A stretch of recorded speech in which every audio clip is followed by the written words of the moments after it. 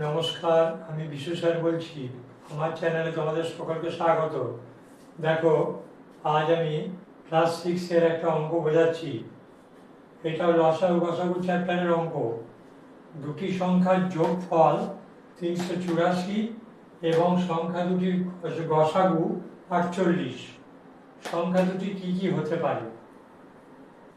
প্রথমে লিখছি দুটি সংখ্যার যোগফল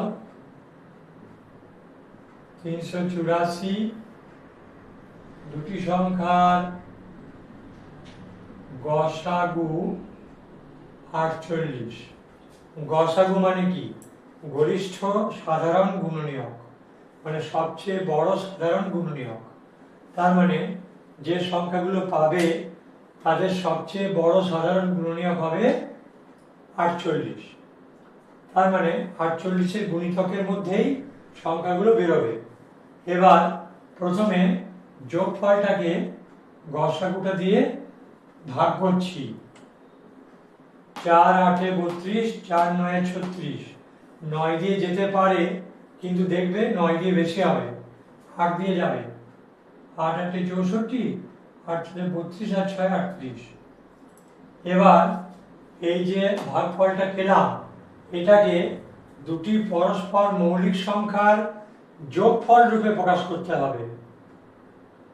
যেহেতু এখানে যোগফল দেওয়া আছে, এই অঙ্কটাতে ভাগফলটাকে দুটি পরস্পর মৌলিক সংখ্যার যোগফল রূপে প্রকাশ করতে হবে। আর যদি লসাগু গসাগু দেওয়া থাকতো, তাহলে এই ভাগফলটাকে দুটি পরস্পর মৌলিক সংখ্যার গুণফল রূপে প্রকাশ করতে হতো। ক্লাস 6-এর 137 পাতায় দেখবে অঙ্ক বইয়ে এর পরের অঙ্কটা আছে লসাগু গসাগু দেওয়া। সেইটার ক্ষেত্রে করতে হবে এই ভাগফলটাকে দুটি পরস্পর মৌলিক সংখ্যার গুণফল রূপে প্রকাশ।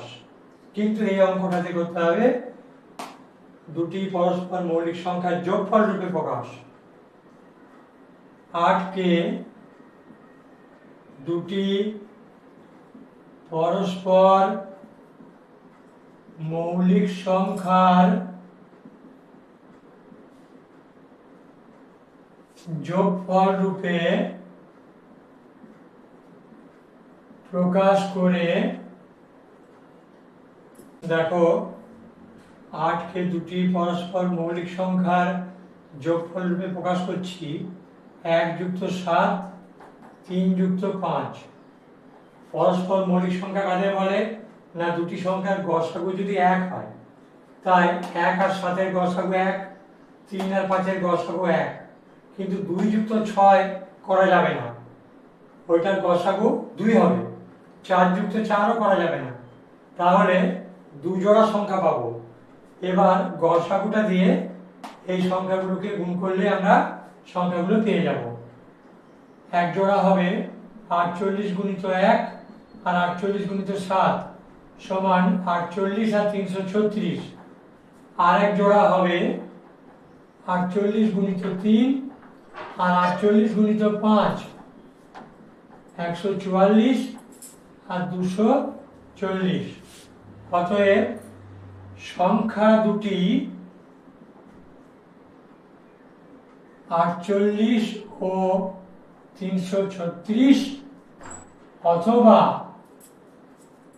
144 ও 240 হতে পারে। আশা করি তোমরা অঙ্কটা বুঝতে পারলে। যদি ভিডিওটা ভালো লাগে, লাইক শেয়ার এবং কমেন্ট করবে। যারা আমার চ্যানেলটি এখনো সাবস্ক্রাইব করনি, অবশ্যই সাবস্ক্রাইব করবে। পাশে বেল আইকনটি টিপে অল নোটিফিকেশন করে দেবে।